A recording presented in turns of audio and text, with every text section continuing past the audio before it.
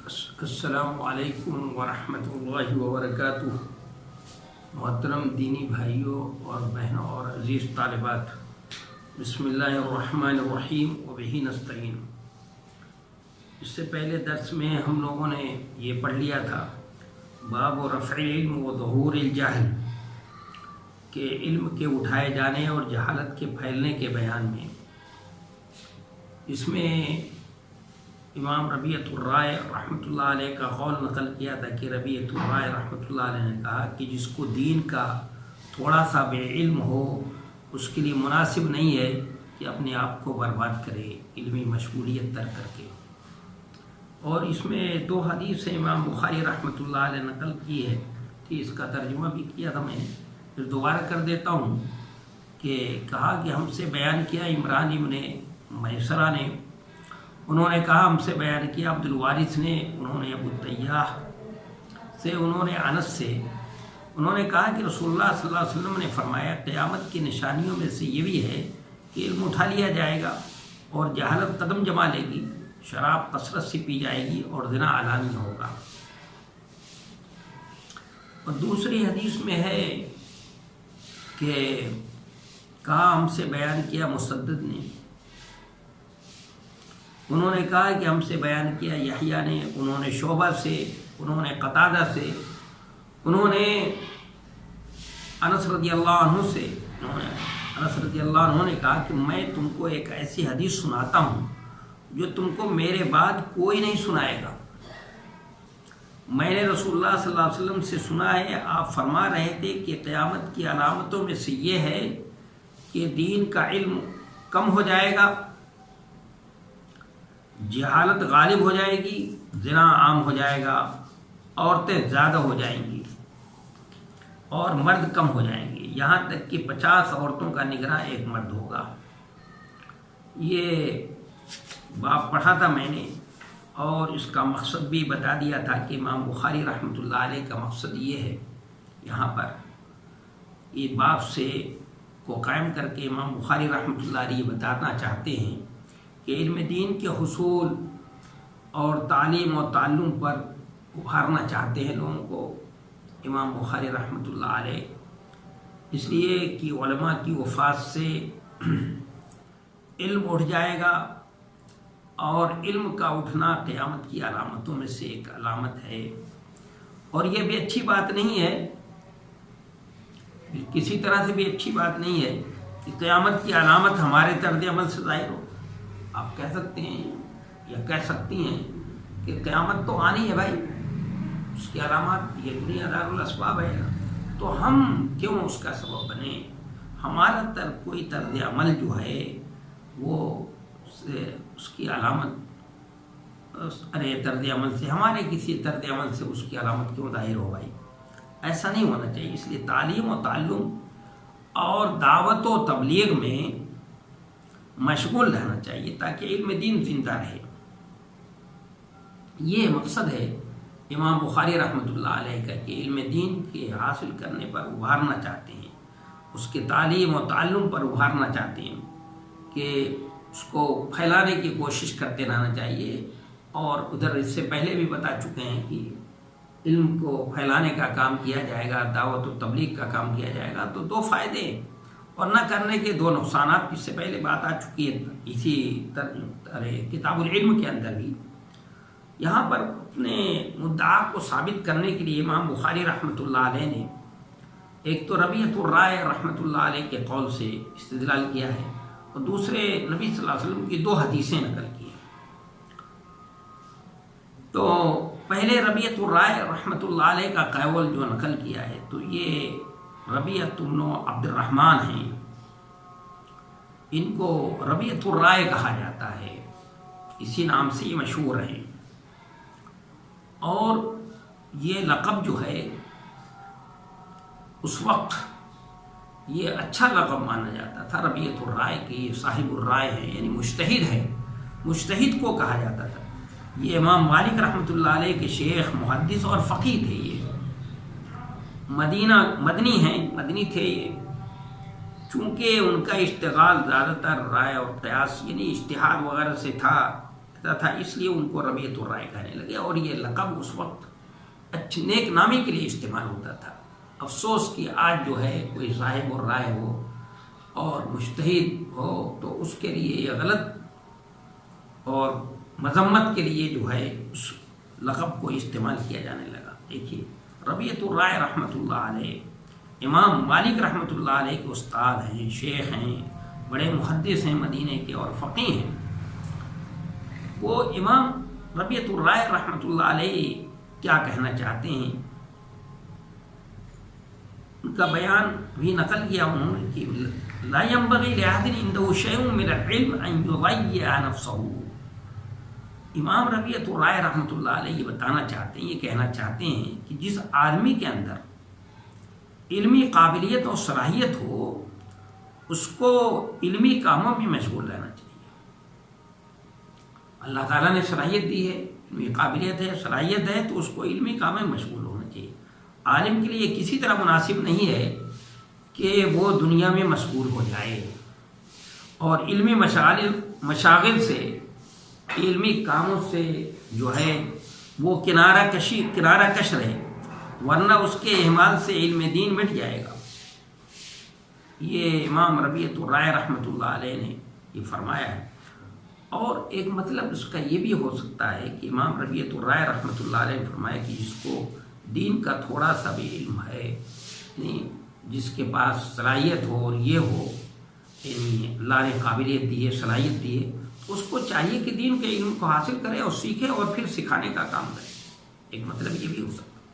اور ایک تیسرا مطلب یہ بھی ہو سکتا ہے کہ جس کو اللہ نے علم دین عطا فرمایا ہے، علم دین جس کے پاس ہے، تو اسے اپنی تحقیر اور تذلیل نہیں کرنی چاہیے۔ یہ نہیں کہ جیسے کہ آج کل ہوتا ہے، عالم دین صاحب ہیں، کسی مالدار کے دروازے پر دروازہ کھٹکھٹا رہے ہیں اور دروازے جا کر کے اس کے ٹیوشن پڑھا رہے ہیں اور یہ کر رہے ہیں، یہ کیا ہے؟ علم کی توہین اور تذلیل ہے۔ بیس الفقیر علی باب الامیر، بیس الفقیر علی باب الامیر، بہت برا ہے فقیر جو امیر کے دروازے، اور نعم الامیر علی باب الفقیر، یہ ہے ہونا چاہیے۔ تو یہ بھی علم کی ایک طرح کے علم کا دیا ہے، تذلیل ہے، کو ضائع کرنا ہے، اس کی تحقیر اور تذلیل ہے۔ عالم اللہ نے بنایا ہے تو علم کی تذلیل اور توہین سے بچنا چاہیے اور اس کی اس سے گریز کرنا چاہیے۔ اب امام بخاری رحمۃ اللہ علیہ نے یہ اپنے مدعا کو ثابت کرنے کے لیے پہلی ایک حدیث نقل کی ہے، جس میں نبی علیہ الصلوۃ والسلام نے فرمایا ہے کہ قیامت کی نشانیوں میں سے ایک نشانی ہے کہ ان یرفع العلم، کہ علم اٹھا لیا جائے گا۔ علم اٹھا لیا جائے گا تو کس طرح علم اٹھایا جائے گا؟ تو میں نے بتایا تھا کہ یقبض العلم بقبض العلماء، علم جو ہے وہ اٹھایا جائے گا، مراد کہ اہل علم وفات پا جائیں گے، اہل علم کو اٹھا لیا جائے گا۔ علم کو اٹھایا جائے کیسے؟ علماء کو اٹھا لیا جانے کے ساتھ ساتھ علماء اٹھ گئے، ان کے ساتھ ساتھ علم بھی انہیں کے ساتھ ختم ہو جائے گا۔ تو یہ فرمایا نبی صلی اللہ علیہ وسلم نے کہ ان یرفع العلم، علم اٹھا لیا جائے گا۔ اور علم اٹھایا جائے کیسے؟ علماء کو اٹھائے لیے جانے کے ساتھ ساتھ۔ تو جب علم نہیں ہوگا، روشنی نہیں ہوگی، جہاں کہیں روشنی نہیں ہوتی ہے تو وہاں اندھیرا اپنا بسیرا کر دیتا ہے۔ وَيَثْبَتُ الْجَهْلُ، تو جہالت اپنا پنجہ جما لے گی، اندھیرا پھیلتا نہیں ہے۔ لیکن جب روشنی نہیں ہوتی، کہیں پر روشنی نہیں ہوگی تو ظاہر ہے کہ وہاں پر اندھیرا ہی، وہ اپنا پیر پھیلائے گا تو بسیرا ہو جائے گا، تو جہالت عام ہو جائے گی۔ وَيَشْرَبُ الْخَمْرُ، اور شراب نوشی عام، اور زنا و بدکاری جو ہے وہ بھی عام ہو جائے گی۔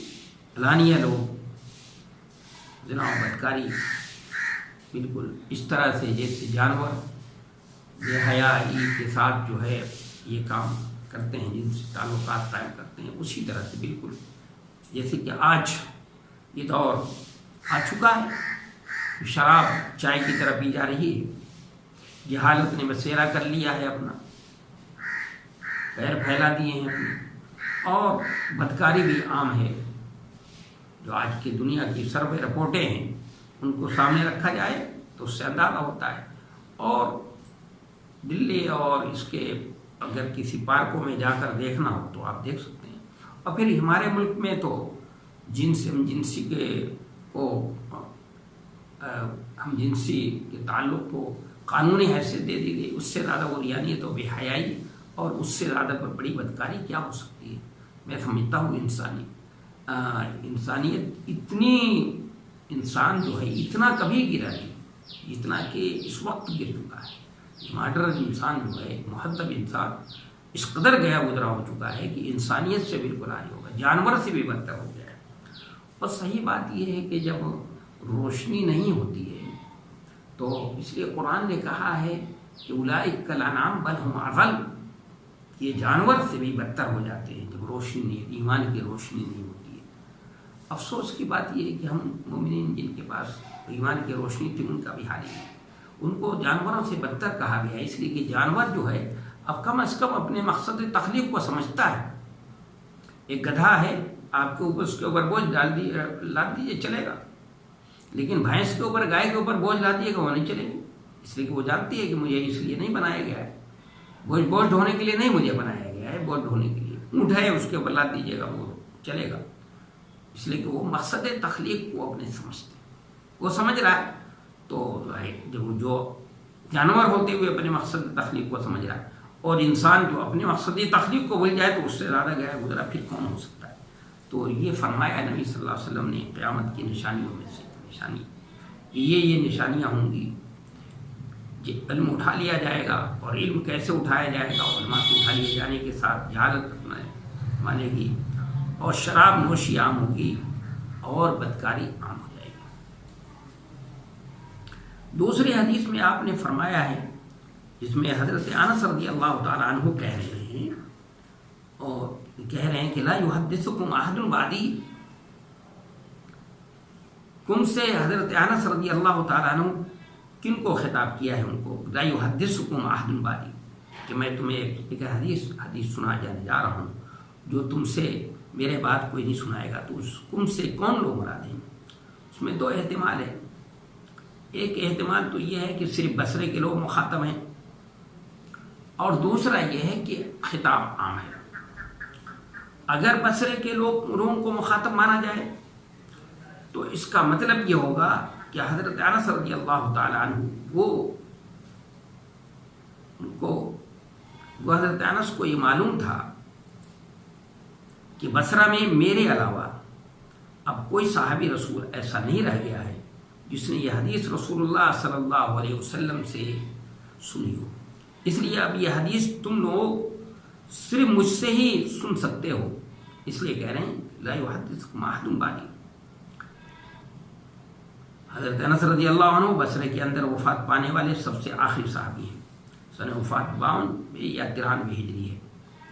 اور اگر خطاب کو عام مان لیا جائے، اور زیادہ بہتر یہی عام مانا جائے، تو مطلب یہ ہوگا کہ حضرت انس رضی اللہ تعالیٰ عنہ نے یہ حدیث اپنی عمر کے آخری زمانے میں سنائی تھی، اور حضرت انس رضی اللہ عنہ کے بعد بہت کم ایسے صحابی بچے تھے جن کا سماع نبی صلی اللہ علیہ وسلم سے ثابت ہو، اور جن کا ثابت تھا ان میں کوئی ایسا نہیں تھا جو یہ متن روایت کرتا ہو۔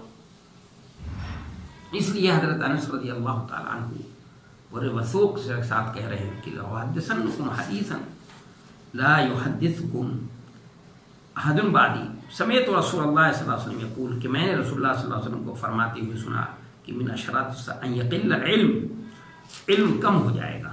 یہاں پر حدیث میں قلت علم کا لفظ آیا ہے، اور اس سے پہلے تھا رفع علم کا، ابھی اس سے پہلے رفع علم کا تذکرہ آیا۔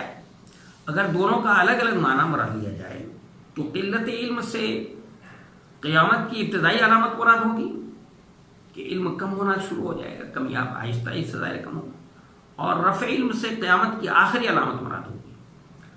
اور اگر ان یقل کو قلت بول کر عدم مراد دیا جائے تو زیادہ بہتر ہے، ایسی صورت میں دونوں کا معنی ایک ہوگا۔ اور نسائی کی حاشیے میں جو روایت ہے اس میں ہے کہ ان یکثر العلم، علم زیادہ ہو جائے گا. یہ تو بالکل ہی ایک یہ ہے کہ علم اٹھا لیا جائے گا، اور دوسرے میں کہ علم کمیاب ہو جائے گا، کم ہو جائے گا، اور تیسرے حاشیے میں نسائی کے حاشیے میں ہے کہ ان یکثر العلم، علم زیادہ ہو جائے گا. تو بظاہر تو ایسا معلوم ہوتا ہے کہ بڑا تعارض ہے ان کی. کوئی تعارض نہیں ہے، صحیح معلوم. آپ صلی اللہ علیہ وسلم یہ فرما رہے ہیں کہ ان یکثر العلم، مطلب علم دیکھنے میں بظاہر بہت زیادہ ہوگا. جیسے آج کل علم دیکھنے میں بظاہر بہت زیادہ ہے. پریس، کتابیں، اسکول، مدارس، کتابیں شائع ہو رہی ہیں، لوگ کتابیں لکھ رہے ہیں، اور کتابوں کا دور ہو رہا ہے بہت. اور ایک ایک مدرسے سے ہزار لڑکے فارغ ہو رہے ہیں، مولوی ہو رہے ہیں. لیکن اس کثرت کے باوجود بھی قلت ہے کہ اگر ایک شخص عالم اس دنیا سے چلا جاتا ہے اور اس کی جگہ خالی ہو جاتی ہے تو اس کی جگہ کو پر کرنے والا کوئی نہیں ہوتا. یہ کہ کوئی نعم البدل ہو، کوئی اس کا جانشین اچھا جانشین ہو اور اس جگہ کو پر کر دے، ایسا نہیں ہوتا. تو دیکھنے میں بظاہر تو علم بہت نظر آ رہا ہے کہ علم بہت ہے، اور کتاب، پریس، کتب خانے، لائبریریاں، اور کتنے فضلاء اور فارغین کی تعداد، ہر مدرسے سے فاضلات بھی ہیں، فضلاء بھی ہیں، کثرت ہے. لیکن اس سب کے باوجود علم جو ہے کمیاب ہے. تو اس کی طرف اشارہ فرما رہے ہیں نبی صلی اللہ علیہ وسلم کہ دیکھنے میں بظاہر قیامت کی نشانیوں میں سے یہ ہوگا کہ دیکھنے میں تو کتابیں، علم بہت نظر آئے گا کہ کتابیں ہیں، لائبریریاں ہیں، پریس ہے، کتابیں چھپ رہی ہیں، اور ایک ایک مدرسے سے ہزار 2,000 لڑکے فارغ ہو رہے ہیں، فاضل ہو رہے ہیں. لیکن وہ علم بظاہر دیکھنے میں تو زیادہ ہوگا لیکن وہ کم ہوگا. اور آپ نے یہ بھی فرمایا وَتَكْثُرُ النِّسَاءُ کہ عورتیں یظہر الجہل، علم کمیاب ہوگا، جہالت جگہ اپنا پرنجہ جما لے گی اور بدکاریاں ہوگی. وَتَكْثُرُ النِّسَاءُ، اور عورتیں زیادہ ہوں گی. اس کا بھی دو مطلب بیان کیا جا سکتا ہے. ایک تو یہ ہے کہ اس زمانے میں فتنے اور قتل اور خونریزی اور لڑائیاں بہت زیادہ ہوں گی، جس میں مرد کثرت سے قتل کر دیے جائیں گے اور عورتیں باقی رہیں گی. اس لیے ان کی کثرت ہوگی. گزشتہ صدی میں 2 جنگ عظیم کے نتیجے میں یورپ کے لوگ اس کا تجربہ کر چکے ہیں. تو قیامت کے قریب فتنہ عام ہوگا، خونریزی عام ہوگی. جیسا کہ آپ دیکھ رہے ہیں ہر طرف خونریزی ہے، فتنہ اس وقت عام ہے. سیریا کی سرزمین کو دیکھ لیجئے آپ، روہنگیا مسلمانوں کو دیکھ لیجئے، عراق کی سرزمین کو دیکھ لیجئے، کہاں پر جگہ نظر اٹھا کر دیکھیے ہر طرف مسلمانوں کو مارا جا رہا ہے، انسانیت کا خون کیا جا رہا ہے، قتل و غارت گری کی جا رہی ہے، انسان مارے جا رہے ہیں. تو مرد مارے جائیں گے، کام آئیں گے، تو عورتوں کی کثرت ہوگی. دوسرا مطلب اس کا ہے کہ اس کثرت کا کوئی ظاہری سبب نہیں ہوگا، بلکہ ایسا اللہ کی تقدیر سے ہوگا. یعنی اس زمانے میں اللہ تعالیٰ اپنی تقدیر سے عورتوں کی پیدائش زیادہ کر دے گا اور مردوں کی کم کر دے گا. ویسے بھی عورتوں کی پیدائش زیادہ ہوتی ہے مردوں کے مقابلے میں، لیکن قیامت کے قریب اور کچھ زیادہ ہی ہو جائے گی. دیکھیے عورتوں کی پیدائش کچھ زیادہ ہی ہوتی ہے، تبھی تو 4 سے شادی کرنے کی اجازت دی گئی ہے کہ 3 سے 4 سے شادیاں کی جا سکتی ہیں. آگے یہ فرمایا آپ نے صلی اللہ علیہ وسلم نے کہ وَيَقِلَّ الرِّجَالُ، مرد کم ہوں گے، یہاں تک کہ حَتَّى يَكُونَ لِخَمْسِينَ امْرَأَةً الْقَيِّمُ الْوَاحِدُ، کہ یہ اس کا مطلب کہ 50 امرأةً، اس کا بھی 2 مطلب ہو سکتا ہے. کہ اگر حقیقت مراد لیں تو مطلب یہ ہوگا کہ واقعی 50 عورتوں کا نگراں ایک مرد ہوگا، یہ بھی مراد لیا جا سکتا ہے. اور مجاز مراد لیں تو 50 بول کر کے کثرت مراد ہوگی کہ کثرت مراد ہے، یعنی بہت زیادہ عورتوں کا ایک ہی نگراں ہوگا. اور قیم اس کا بھی دو مطلب ہو سکتا ہے، ایک یہ کہ ان عورتوں کا وہ ذمہ دار اور نگراں ہوگا، وہ عورتیں اس کی موتوا ہوں یا نہ ہوں، یہ نہیں ہے کہ وہ موتوا ہوں گی اس کی بیوی ہوں گی، ایسی بات نہیں۔ دوسرا احتمال یہ بھی ہے کہ ایک ایسا زمانہ آئے گا جس میں کوئی اللہ کا نام لینے والا نہیں ہوگا، اور جہالت کی وجہ سے ایک آدمی بہت ساری عورتوں سے شادی کرے گا، یہ مطلب ہو سکتا ہے۔ کہا جاتا ہے کہ ایسا بعض مسلمان بادشاہوں سے ہو چکا ہے، اللہ ایسے برے وقت سے بچائے۔ یہ سب قیامت کی نشانیاں بتائی گئی۔ یہ اگر اس پر گہرائی پر غور کریں کہ نبی علیہ الصلوۃ والسلام نے فرمایا کہ علم اٹھا لیا جائے گا، جہالت پنجہ جما لے گی، اور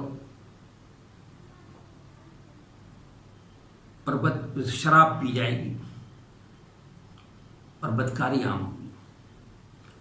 تو مقاصد شریعت میں سے ہے، جانتے ہیں، ایک حفظ دین ہے۔ حفظ دین وہ دیکھیے متاثر ہوگا، کس سے متاثر ہوگا؟ علم نہیں ہوگا تو ظاہر ہے کہ علم نہیں ہوا، جہالت اس کی جگہ پر ہوگی تو انسان دین سے دور ہوگا، ایمان سے، سیدھے راستے سے دور ہوگا، رائے حق سے دور ہوگا۔ اور دوسرے کہ جہالت پنجہ جما لے گی اور شراب نوشی عام ہوگی، تو حفاظت عقل، تو عقلوں پہ پردہ پڑ جائے گا، عقل پہ پردہ پڑ جائے گا۔ آدمی شراب نوشی، چائے کی طرح سے شراب نوشی ہوگی تو یہ بھی عقل پہ پردہ پڑ جائے گا، آدمی اور پھل پکے گا، اپنے بیگانے کی تمیز اٹھ جائے گی، یہ ہوتا ہے شراب کے نشے میں۔ اور تیسری چیز ہے کہ زنا و بدکاری عام ہوگی، حفاظت نسل، یعنی حفاظت نسل یہ بھی مقاصد شریعت میں سے، جیسے حفاظت عقل بھی مقاصد شریعت میں سے، یہ بھی چیز متاثر ہو جائے گی، نسلوں میں نسلیں محفوظ نہیں ہوں گی اور مختلط ہو جائیں گی، چونکہ بدکاری عام ہوگی۔ تو اس لیے اس طرح جب دین نہیں ہوگا اور عقل محفوظ نہیں ہوگی اور نسل محفوظ نہیں ہوگی تو پھر ظاہر ہے کہ تیاری طرف اندھیرا ہی اندھیرا ہوگا، اور اس طرح کے لوگ اور جب ہوں گے تو دنیا کا نظام درہم برہم ہو جائے گا، اور دنیا کے نظام کا درہم برہم، دنیا کا نظام ایسی ناہنجار قسم کے لوگوں کے ہاتھ میں ہو جائے گا جو ان لوگوں کا کوئی شرافت سے کوئی تعلق نہیں ہوگا، جن کے پاس علم کی روشنی نہیں ہوگی، تو پھر دنیا کا نظام درہم برہم ہو جائے گا۔ اس لیے نبی علیہ الصلوۃ والسلام نے یہ قیامت کی نشانیاں اور اس کو واو کے ساتھ بیان کیا ہے، تو آپ نے یہ فرما دیا کہ گویا اگر یہ سب نشانیاں جمع ہو جائیں گی تو دن کا خاتمہ ہی ہو جائے گا، اور پھر جو ہے یہ دنیا کا نظام درہم برہم ہو جائے گا اور قیامت برپا ہو جائے گی۔ میں سمجھتا ہوں کہ بات واضح ہو گئی ہوگی، اور اسی پر بس کرتے ہیں، انشاءاللہ آئندہ جو ہے آگے کا باب پڑھیں گے۔ وما توفیقی الا باللہ۔